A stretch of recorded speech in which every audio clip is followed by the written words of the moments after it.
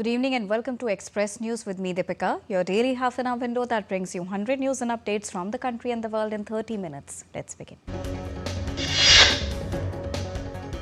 President Draupadi Murmu addressed the 15th convocation ceremony of National Institute of Technology in Jharkhand's Jamshedpur. President Murmu addressed the 22nd Santali Parsi Maha and Centenary celebrations of Old Chikhi script of Santali language in Jharkhand's Jamshedpur. President Draupadi Murmu urged people to never forget their respective mother tongues and call for collective efforts towards the betterment of the society. Vice President C.P. Radhakrishnan was accorded a civic reception in Puducherry on his maiden visit after assuming the office. The VP described the Union Territory as a land of unique civilizational, cultural and spiritual significance. Vice President inaugurated a housing project under Smart Cities mission and handed over the keys of 260 newly constructed tenements to the beneficiaries in Puducherry. He also unveiled the statue of Mahakavi Subramanya Bharatiyar at the Bharatiyar Memorial, honouring the poet's enduring contribution to Tamil literature and national awakening. Prime Minister Narendra Modi addressed the 5th National Conference of Chief Secretaries on Sunday. The three-day conference was held in Delhi from the 26th till the 28th of December. Prime Minister Modi observed that this conference marks another decisive step in strengthening the spirit of cooperative federalism and deepening centre-state partnership to achieve the vision of Viksit Bharat. INSV Container, the Navy's pioneering stitched sailing vessel built using traditional techniques, is undertaking her maiden overseas voyage to Oman on Monday. Prime Minister congratulated designers, artisans, shipbuilders and the Indian Navy for their dedicated effort in bringing this unique vessel to life. Built using the ancient Indian stitch ship technique, this ship highlights India's rich maritime traditions. India will host the India AI Impact Summit from February the 15th till the 20th. Prime Minister Narendra Modi will inaugurate the summit, where participation from over 100 countries are expected. Home Minister Amit Shah on Monday inaugurated 227 crore rupees redeveloped Bhattadrava Than, the birthplace of Vaishnavite saint Srimanta Shankardeva in Assam's Nagaon district. Defence Acquisition Council clears proposal worth 79,000 crore rupees to enhance the capabilities of the armed forces. Procurement of loiter munition system for artillery regiments, low-level lightweight radars have been approved. Supreme Court on Monday stayed the Delhi High Court's order suspending the life sentence of expelled BJP leader Kuldeep Singh Sengar in 2017 Unnao rape case. It said Sengar shall not be released from the custody following the High Court's December the 23rd order. The Supreme Court has put in abeyance its earlier decision that was issued on November the 20th to accept the Central Environment Ministry's definition of the Aravalli Hills and Aravalli Range. The top court has also ordered the formation of a new expert committee to examine the issues. Union Environment Minister welcomed Supreme Court's order on the Aravalli issue and reiterated government's commitment to save the hill range. India saw highest ever renewable energy capacity addition in 2025 at 44.51 gigawatts, which is nearly double as compared to the 24.72 gigawatt during the same period last year. The Enforcement Directorate on Monday carried out search and seizure operations at 9 locations across Chhattisgarh as part of an ongoing investigation into an alleged irregularities in the payment of land compensation under Bharatmala project. The Delhi government has directed educational institutions, including schools, to nominate nodal officers for matters related to stray dogs and submit their details to Directorate of Education. The Delhi government will organize a 3-day cultural and literary festival in the city from the 2nd till the 4th of January, bringing together prominent writers, thinkers and artists from across the country. India's industrial production grew at a two-year high of 6.7% in November this year, driven by strong performances in mining and manufacturing, mainly on account of order pile up following a cut in GST rates. The domestic benchmark BSE Sensex index settled at 84,695.54, levels down by 346 points. NSE Nifty index continued its losing streak on Monday, shutting shop at 25,942, down 100 points or 0.38%. Rupee falls 8 paise to close at 89.98 against the US dollar. Dollar hovered near its lowest in almost 3 months. The dollar index was 0.08% lower at 97.953, on track for a 9.7% drop for the year, which is its steepest since 2017. On commodities market, gold and silver slipped after hitting new records in recent days. Spot gold was down 0.4% at $4,450 per ounce. Spot silver slipped 4.6% to $75.47 per ounce after retreating from an all-time high of $83.62 hit earlier in the session. Oil prices rose by more than $1 on Monday as investors weighed talks between the US and Ukrainian presidents. Brent crude futures rose 2% to $61.86 a barrel. Asian equities were mixed on Monday in quiet post-Christmas trading as investors look ahead to the release of minutes from Federal Reserve's policy meeting this month. European shares were largely flat on Monday as trading resumed following the Christmas and Boxing Day holidays, with gains in basic resource firms offsetting declines in defense stocks. US President Donald Trump said that a deal was closer than ever to end Ukraine conflict, but reported no apparent breakthrough as he hosted Ukrainian president in Florida on Sunday. Both the US and Ukrainian presidents described the talk as great. Trump reiterated that a key sticking point was the question of territory. The Kremlin on Monday said it agreed with US President Donald Trump that talks to end the Ukraine conflict were in their final stage. Israeli Prime Minister Benjamin Netanyahu will meet Donald Trump in Florida on Monday, with the US president pushing to move to the next stage of the fragile Gaza truce plan. Netanyahu said on the 22nd of December that discussions were expected to cover the second phase of Gaza ceasefire as well as Iran and Lebanon. Washington brokered ceasefires on all three fronts. China has conducted 5 major military exercises around Taiwan. The live firing exercises will continue on Tuesday across a record 7 zones. Taiwan government condemned drills and mobilized troops.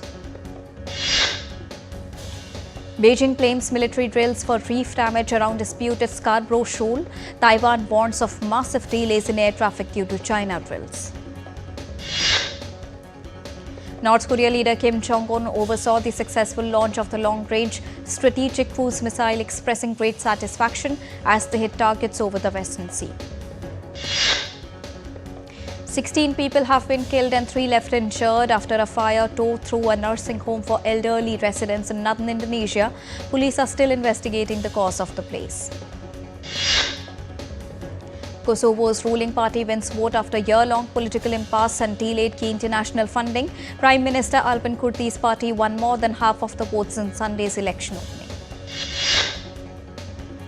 Polling stations closed in Guinea's capital Conakry on Sunday as vote counting began in the presidential election. Officials tallied votes under party and international supervision. Early results show junta leader Mamadi Doumbouya in the lead, with final nationwide results expected soon. Bangladesh's Jamaat-e-Islami announced a new electoral alliance with the National Citizen Party and the Liberal Democratic Party ahead of parliamentary elections. Despite divisions within the NCP, several NCP leaders have criticized the move, citing ideological differences. South Korea's former First Lady Kim Kyo-hee is accused of accepting over $200,000 in bribes and interfering in state affairs. Arrested in the month of August, she is also under investigation for alleged stock manipulation and receiving gifts from Unification Church.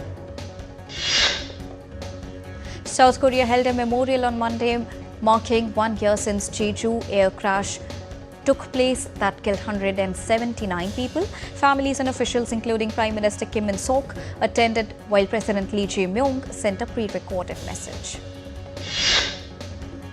China's top diplomat Wang Yi hosted the foreign ministers of Cambodia and Thailand in Yunnan province following a ceasefire agreement that ended weeks of border clashes between the two countries. At least 13 people were killed and 98 injured after an interoceanic train derailed in Oaxaca on Sunday. Authorities said 36 of the injured are receiving treatment, while 139 are safe. President Claudia Sheinbaum sent officials to assist the victim's family, and an investigation is underway. More U.S. military planes arrived in Puerto Rico on Sunday amid rising tensions with Venezuela. C-130J transport aircraft and military vehicles were seen at Rafael Hernandez Airport, part of a broader Caribbean deployment including an aircraft carrier and fighter jets. Hundreds protested in Mogadishu against Israel's recognition of Somaliland, waving flags and holding signs denouncing the move as a threat to Somalia's sovereignty. The demonstration followed an emergency parliamentary session led by President Hassan Sheikh Mohamud. 9 people, including 5 children, were killed in a stabbing in Suriname. Police confirmed the suspect reportedly is suffering from mental health issues and was wounded and arrested after attacking the officers. Repairs have begun on power lines near Ukraine's Zaporizhzhia nuclear power plant following a temporary ceasefire brokered by the IAEA. The work aims to restore electricity transmission and strengthen nuclear safety, with IAEA teams monitoring the progress. Time for a short break. We'll be right back.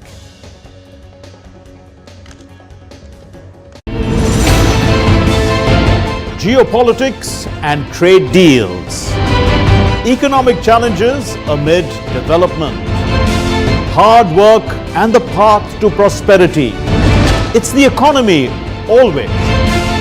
Between walkers, money is what money does and says. Supply creates its own demand. Between the bulls pulls and bears tears. When supply chains globalization and India rises to the podium.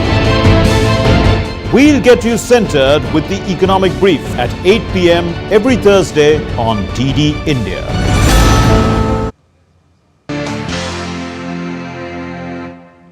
Dense fog engulfed national capital Delhi on Monday, reducing visibility to near zero and prompting the Indian Meteorological Department to issue an orange alert. Temperatures remained cold, with the minimum recorded at 7 degrees Celsius. Fog severely disrupted flight operations at Delhi's IGI airport, with CAT 333 landing systems activated. Airlines warned of delays and possible cancellations and visibility fluctuations. Cold and fog conditions prevailed across the northern Indian plains, with UP, Uttarakhand and Bihar facing intense cold conditions. A cold wave also gripped Punjab, Haryana, MP and Jharkhand areas. The IMD has forecast a fresh western disturbance from December the 30th, bringing rain and snowfall to the western Himalayan region and scattered rain over parts of North India by New Year's Eve. Fresh snowfall blanketed Sinthan Top and Duksum in Anantnag district of Jammu and Kashmir as winter conditions intensified in the region. Mid and high hill regions of Himachal Pradesh are likely to receive light rain and snowfall between December the 31st and 2nd of January as a western disturbance affects the Western Himalayas after a prolonged dry spell. Stormy weather battered Morocco over the weekend as a low-pressure system brought strong winds and heavy rainfall across much of the country, affecting several regions of the kingdom. Heavy rainfall was recorded in several cities, with Tangier receiving over 260 mm. Authorities say the widespread rain has boosted dam water levels and is expected to benefit agriculture and groundwater reserves. A winter storm is set to affect the Midwest and Northeast United States, bringing heavy snow, strong winds and freezing rain. Blizzard warnings are in place, with flight disruptions and hazardous travel expected across several states. A 6 6.0 magnitude earthquake struck Peru's Ancash region on Saturday night at a depth of 52 kilometers. With its epicenter off the coast near Chimbote, at least 25 people were injured and several structures were damaged. Vietnam's agriculture sector is undergoing a major shift from quantity-driven production to value-led growth as land constraints, climate change and stricter global standards reshape the industry. Strong growth was driven by wood products, fruits, coffee and seafood, with officials saying deep processing and branding are key to reaching the $100 billion export target. Residents flocked to a Hong Kong shop to bid farewell to the city's king of umbrellas, who's retiring after decades of repairing umbrellas at his 183-years-old family business. The closure marks the end of a 5-generation legacy. The shop, passed down since 1842, is closing due to changing consumer habits and usage. Fewer than 5 repairmen now practice this trade in Hong Kong, and customers mourn the loss of a historic community business. Turkey's traditional simit pagels sold on early every street corner in Istanbul have become a symbol of rising prices, with the cost soaring from 3 to 20 Turkish lira in under 5 years. With annual inflation at 31% as of last November, many Turks say even this basic staple is becoming unaffordable, highlighting the pressure on everyday household budgets across the country. Restoration of 10 historical caves in Turkey's Hasan Cave has been completed after a 3-year project. The 5,000-year-old caves located on the banks of Tigris River reflect traces of past civilizations.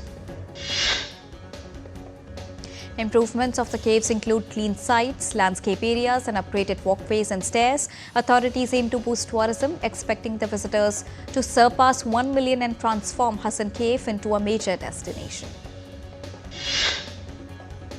Iraq prepares to celebrate New Year with festive decorations spreading across the country. Commercial activity has increased as holiday approaches. An aged care home in Australia's Wollongong is addressing the problem of racism in the country's aged care sector, impacting both staff and residents by actively promoting inclusivity and cultural understanding. With nearly 40% of staff and half of the residents from diversified backgrounds, the Wollongong Old Age Centre introduced inclusivity training and cultural celebrations. New Yorkers and visitors gathered in Times Square on Sunday to participate in the 19th annual Good Riddance Day, shredding reminders of 2025's worst moments as a symbolic start to the new year. The event featured actor Jonathan Bennett and Times Square Alliance President Tom Harris, with participants sharing bad memories, shredding oversized tickets and unveiling a 2026 ticket to welcome the new year.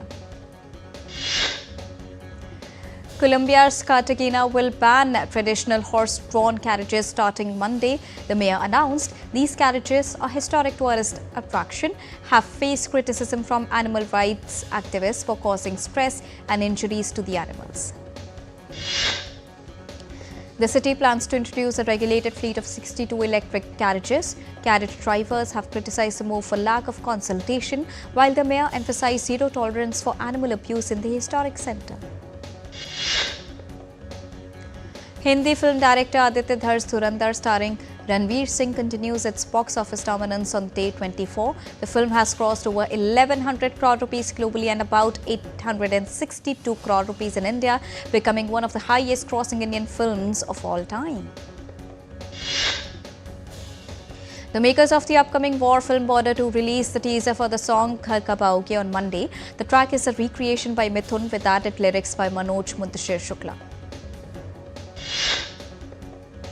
Veteran actor Boman Irani has joined the cast of Ram Charan and Janhvi Kapoor starrer Peddi. A behind-the-scenes photo show with Irani with the director Puchi Babu Sana and cinematographer R. Ratnavelu has been released.